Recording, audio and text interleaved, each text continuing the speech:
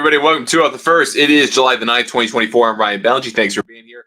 We have some things to talk about, namely that Keegan Bradley is the US Ryder Cup captain, and he spoke in front of the media today in New York. What I thought was an impressive news conference for a guy who apparently had really no idea that he was going to be in this role, whatever number of weeks ago that he took it.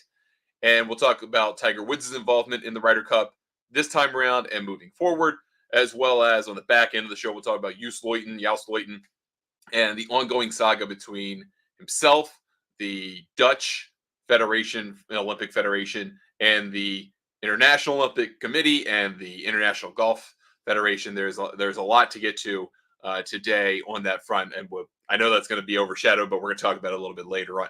Also, we are presented by friends at Swannies. Check them out at swannies.co. Use the promo code GNN25 to save 25% off your first order. Okay, now, Keegan Bradley meets with the media today in New York. This was previously announced yesterday before the leak from Bob Harig of Sports Illustrated that Keegan Bradley was in fact going to be the US Ryder Cup captain, and then set off a firestorm of people reacting to it. And I think the interesting thing was, and this sometimes happens with news where you get it leaked to someone. One, maybe it's a favor for a favor. Hey, you've been great to us over the years. We'll give you the story. Some of it's a reward, carrot and stick kind of system. But I kind of get the sense that maybe this was a trial balloon, that they threw it out there to Harig, and Harig obviously reported because it's a fascinating scoop. And then the reaction came in, and it was, all right, I think at least the consensus was, after the initial shock, was, all right, this is different enough. I could be supportive of this. That they're trying to bust up the boys club, that they're trying to move on from the Ryder Cup committee, the task force era of the Ryder Cup, and they're trying to get younger, and they're trying to get a little bit smarter and closer in age in terms of the whole administration of the Ryder Cup to the players who are going to be competing in it, because golf's getting younger, stars are tending to stay or be established younger, and so it's becoming a younger person's event. And Keegan Bradley is young. He's 38, going to be 39. So he would be kind of that proper connection to the next generation of player, where he's still very much active. He's still very much in the top 25 in the official world golf ranking. And while in one sense that creates an interesting conundrum, and he talked about that, having a desire to make the team. He wants to play on the US Ryder Cup team. He wants to earn it on points. But he probably won't pick himself if he winds up getting into that position where you're the first guy out, who usually gets picked almost as a courtesy, or if he's just kind of close enough or he's in good form, would he pick himself? I get the sense he would kind of rule that out, but he wants to make the team on points, and he was explicit. He wants to make the team on points so that he could be a playing captain. And I think that's very reasonable. He's 38 years old. He just had one of the best seasons of his career, short of winning a major championship in his first attempt. And that makes sense. Like, you're still going to try to make that Ryder Cup team. And I don't think it's so beyond the pale that if he makes it on points, he can't play. I mean, again, this is an exhibition. This is not life and death. This is not that huge of a deal. The U.S. has an enormous advantage being the home team in 2025, just like the Europeans did in Italy last time around.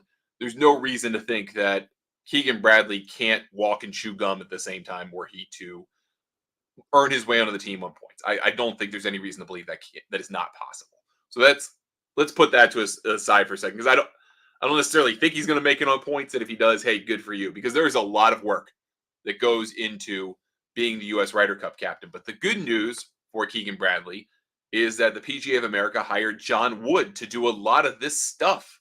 His job as kind of the manager of the U.S. Ryder Cup team is to handle some of this stuff that captains have previously had to handle, or maybe they've offloaded to their spouses or to other people that weren't directly or officially associated with the Ryder Cup. Go back to the days of Corey Pavin as the Ryder Cup captain, and the captainess, his wife, Lisa, who was then posing in suggestive poses on regional magazines out in the Texas area. I mean, it was a very strange time the last time we had that kind of thing going on. So to have John Wood, who's definitely not going to pose in suggestive poses in regional golf magazines, to handle that type of stuff is a good thing. That helps Keegan Bradley if he makes the team on points. It helps him if he doesn't, and that's a good thing. I do appreciate the PGA of America stepping out in front of the first probably set of questions that they were going to get about this and saying, hey, Tiger was interested in being the Ryder Cup captain, but he felt with everything going on with the PGA Tour and the negotiations with the Saudis and the TGL and all that stuff he's got going on in his life, that he cannot properly devote his time and resources to being a successful US Ryder Cup captain. And they read a statement from him that kind of confirms all that and then said, hey, when I'm to a place where I think I can do this and I want to do it, then I will put my hat in the ring. And the kind of parenthetical part is, and then I'll be the freaking captain because I'm Tiger Woods. And that day will come. Tiger will eventually be a Ryder Cup captain. That's going to happen. But, and I'm not going to say he's going to get Larry Nelson here, but I am intrigued by the idea of trying to transition from Tiger's generation. Phil's never going to be captain unless there's some kind of massive upheaval here we don't see, which I never say never, I suppose. But he's not going to be captain. Stuart Sink's probably not going to be captain. We're done with Davis. We're done with Jim Furyk. Maybe Stricker, but you'd let him do anything you want with the President's Cup forever. He would love that, and the PGA Tour would reward him for that. So you've got that kind of generation of guys that more or less made up the task force or the task force after the fact. If they're all gone because you're trying to usher in the next generation with Keegan Bradley, when is Tiger a one-off? Does he agree to do it twice? Is it kind of a one and let's just say everything got made up and somehow Phil gets back into the good graces of the PGA of America and the golf world, and we all go, okay, well, we're gonna be behind Phil as captain. When's that gonna be? Because he's well into his 50s now. That ship is about to sail pretty hard, well away, because he can't be the 2025 captain.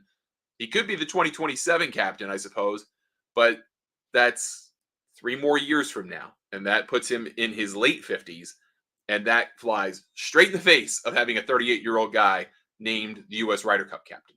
So there are some things to think about there in terms of continuity, in terms of messaging. So, which all leads me to believe this is more of a trial balloon idea, because Tiger wasn't going to take the job. Then the PGA of America had to respond to that. And they did not have a clear successor in mind. I think it sounds like they put a lot of eggs in the Tiger basket. And the Tiger said, hey, we have an existential crisis in professional golf. I'm at the helm of that. I need to handle that before I handle a 3-day exhibition match that frankly never meant that much to him compared to all of his individual accomplishments. So Keegan Bradley is your guy, right? He's the next generation. He's got different ideas. He's going to do something a little different. He checks a lot of boxes. But the interesting thing is he never threw his name into the ring for this. He did not. There was no application process. There was no phone call to gauge his interest. There was no job interview. How would you think about this? What would you do? Who would you like to have? And any of those types of things that a normal person that would take on a 2-year job like this would probably have to go through. And Keegan Bradley explained it in the news conference today, basically saying, I had never told anybody I was interested in this. No one had asked me. And then I got a phone call from the PGA of America with Seth Wall and Zach Johnson saying, you can be the Ryder Cup captain if you want. Do you want the job? And he said yes. What in the world? How does that happen? I know that there's not succession plan. Apparently not to the degree that they had thought, because you had this the task force era of, well, we're going to have a system of guys that are going to be the captain, and then they're going to have a group of guys who have a chance to be a vice captain. We'll see how they do, and maybe they're the future captain. And then they just threw all that away. There was no succession planning. The next succession was Tiger and maybe Phil, and Phil went away with Liv. So your next succession was Tiger. Tiger couldn't do it. Now the bench is empty because who do you pick? Stuart Sink? I mean, no offense to Stuart Sink. I'm sure he would have been a fine captain. But there's no juice in that. And that's just more of the same. That lost in Italy and lost in Paris by bad margins, and nothing worked right. Why are you going back to him? You can't retread Davis Love for a third time. Jim Furyk was not particularly good in the role and didn't really seem to care for the role. So that's another problem. Who's left? Who do you call? I don't know who you call. And that's why Keegan Bradley got the call, because he was clearly passionate about it. He clearly cares, and he wants to be a part of this. Well, maybe if you won't be a part of it on points, you can change how the Ryder Cup is done in the future. Credit to Keegan Bradley, was very impressive in his news conference today. He talked about wanting to change things. He talked about wanting to assess how vice captains were picked, who those people would be, and he was very adamant that those vice captains that worked with him were likely to be closer in age to the players than to the ages of vice captains that we've seen in this last 10, 12-year run for the Americans, of guys who are in their late 40s, early 50s, who were well removed from the possibility of qualifying for the team, who haven't been playing on the modern PGA Tour in the same way the guys who will make the team are playing on the modern PGA Tour. The modern PGA Tour is completely different for Scheffler and Schauffele and Cantlay and Spieth and Justin Thomas and Sam Burns, all these guys that could or could not make the team. It's different for them. They play for lots more money. They play less frequently. Well, a little bit less frequently. They are effectively younger, right? They become stars sooner, and they're stars for longer earlier in their career. So their 20s aren't just, hey, getting acclimated and then you hit your prime. Well, no, you hit your prime at like 28, 29 now, not 31, 32, 33. That's done. We're done with that. So you need a captain who understands closer to the modern PGA Tour for superstars than what was. And Xander Schauffele talked about that at the Scottish Open today. He said Bradley will understand what some of the things that players go through who compete in the Ryder Cup, the off the course stuff, the dinners, the parties, the dressing up, the formal events, that a lot of the players don't particularly care for it, or at least the volume of it. And that maybe he might pare back from the 2 or 3 mandatory dress up dinners down to 1 or 2. I don't know what difference that has in player performance, but just seemed like a general gripe that Xander Schauffele wants Keegan Bradley to address. Which, okay, fine. You can create your list of grievances and see what Keegan will do for you. But I think that having someone closer to that age is better. And also having a younger set of vice captains will be better as well. Again, closer to the players, can work with them a little bit more directly without having to spend so much time forging that relationship. That's a good thing. The Europeans have been doing this for a long time. This is what the playbook was. This is what the task force should have figured out. Yes, we have a bench. We have vice captains who get their feet wet and then they get used to the role and then they can move up and then the other guys move back and support and all that stuff. That was part of it. But the big part that the task force missed was this idea that you wanted younger people to be involved. You wanted people who are in this Keegan Bradley zone of like late 30s, early 40s to be guys that were involved as vice captains so that then they could become captain or they could be involved more intimately. And that is what you need to do here. That is what you need to set up for the future, which is let's identify that next generation of player who's in their 40s or at least their late 30s. Let's start getting them involved, making them interested in the process, getting them the experience that maybe they need as an administrator, which is that's kind of what this is being an administrator, being a captain, and then creating that next generation and creating that pipeline. And I think that's a good thing. That is a very, very good thing, ultimately. So Keegan Bradley may well be the guy to do this job effectively. He may not, right? I mean, it may go very poorly and this all turns out to be a horrible idea. And you have a reactionary move next for 2027 and you install Tiger to be captain for 3 Ryder Cups in a row. All of that stuff can happen. And there still may be a lot of bumpiness to come because you got to let Tiger be captain at some point. You don't have to let Phil be captain if you don't want. But you got to let Tiger be captain when he wants and probably for as many times as he wants. So if that's 1, that's 2, 3, whatever. But that's got to happen. And that's going to be a bump or a detour around what your bigger goal is probably for this competition. Because you need to find someone who eventually can win on the road. And that captain needs to be there for 27. 25 captain, trial balloon experiment, US is probably going to win. And cool for Keegan to say that Bethpage Black, which hosts the 25 Ryder Cup, is New York's home course. Well, now it's going to be America's home course, and we should protect it as such. I think it's a really interesting way of trying to galvanize fans really early on in the process, get behind them and say, hey, you are 13th man, which is what he said. And that we need your support. We need you to help us defend home soil because we can't win on the road. We need to win at home, and we've been doing so very well. We need your help, and I think that was a good way to approach that initial outreach. So all told, I thought Keegan Bradley handled himself exceptionally well. He did say he is not unpacking the suitcase from the 2012 Ryder Cup until he is on a winning team. Good news is it's very much stacked in his favor to win in 2025.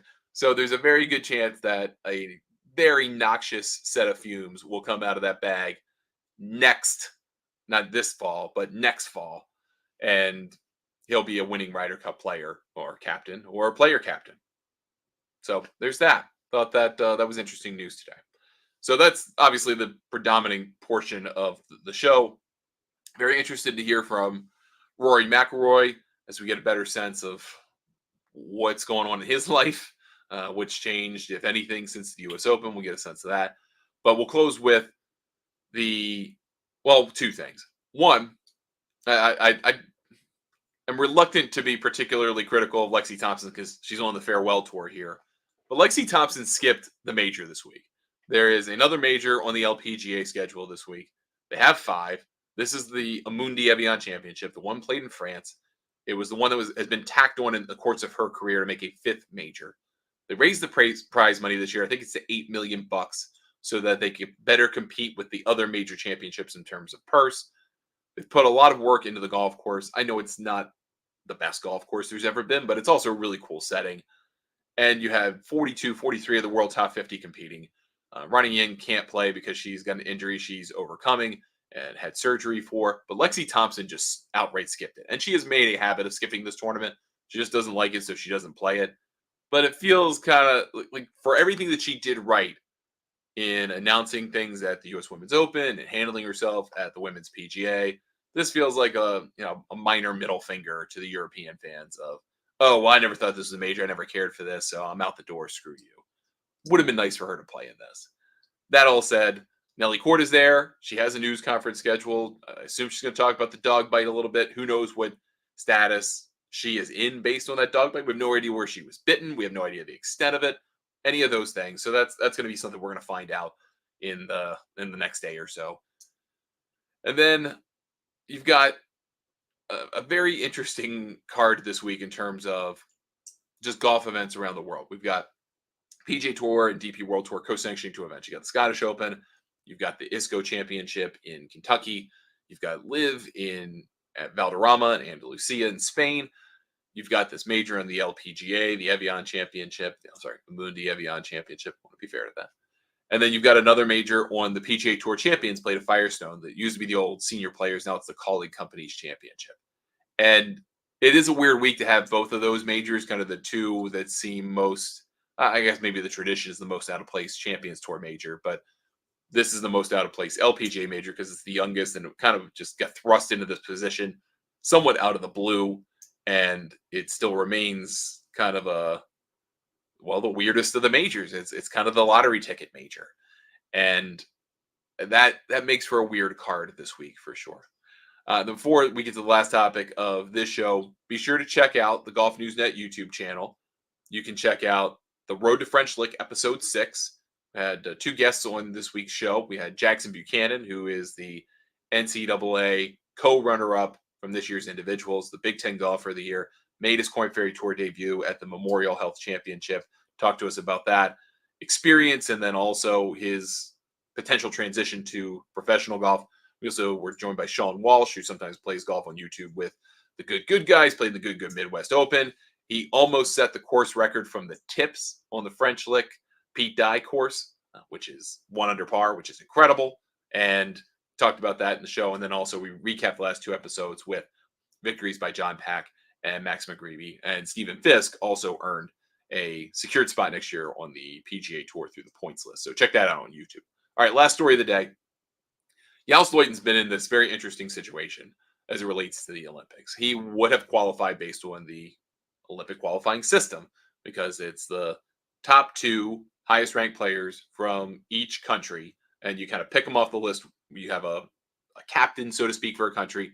And then you can have the next highest ranked player. But you're basically allowed only 2 players per country unless you have more than 2 players in the top 15 in the world ranking or the Olympic ranking. And then you can pick up to 4 of them, maximum 4 for those countries. And there's only really 2 countries where that would work for, the United States and Korea. So you've got on the men's side, Joost Luiten was in based on the Olympic ranking, but the Dutch Olympic Committee or Federation pulled him out of the tournament because they didn't think he could medal. So they didn't want him representing the Netherlands. And he sued, took it to court, and won. And so he had this ruling that said, hey, you've got to let me in this tournament. You got to let me represent the Netherlands. I earned it. You can't take it away from me. Well, that went to the International Golf Federation. And the IGF is what handles the Olympic golf tournament. However, they had already allocated Luiten's spot to another person. So when Luiten came to them and said, hey, I can compete now, put me in the field, they said, we've already used your spot.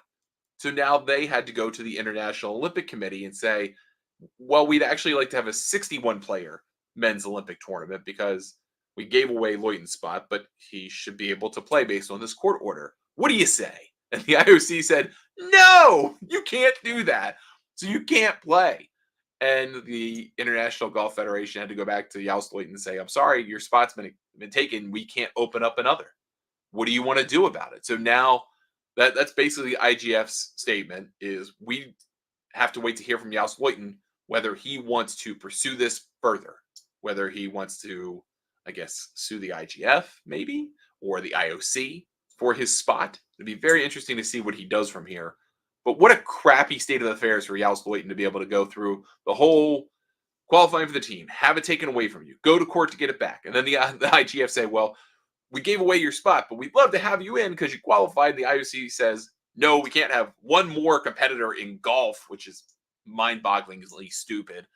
And now what are you going to do about it? It's ridiculous. It is ridiculous. Yet let Joost Luiten play or have someone withdraw so that he can play. It's going to be his last crack at it, right? I mean, he's to the point in age where 4 years from now, in 2028, he's very unlikely to qualify for the next Olympics.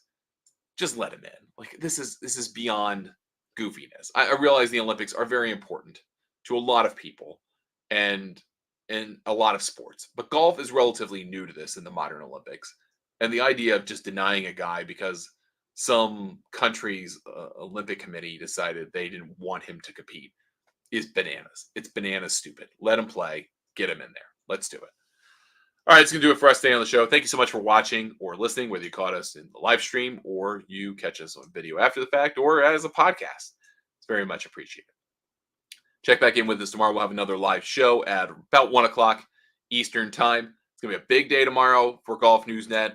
We're getting everything prepped for a big announcement that you've probably heard the gist of at some point if you've caught the show over the last few months. But it'll all be official tomorrow. So very, very excited about that. We'll have a little bit of a party. We'll talk about the news. We'll have a good time tomorrow. Email me, Ryan at thegolfnewsnet.com, on Twitter, Threads, X, Instagram, and Blue Sky at Ryan Ballingy, Facebook, YouTube, Ryan Ballingy Golf, and Golf Newsnet is on all of those services at the handle Golf Newsnet. Thanks so much for spending some time with me. I appreciate it. And we'll be back here right with you tomorrow on 2 Off the First.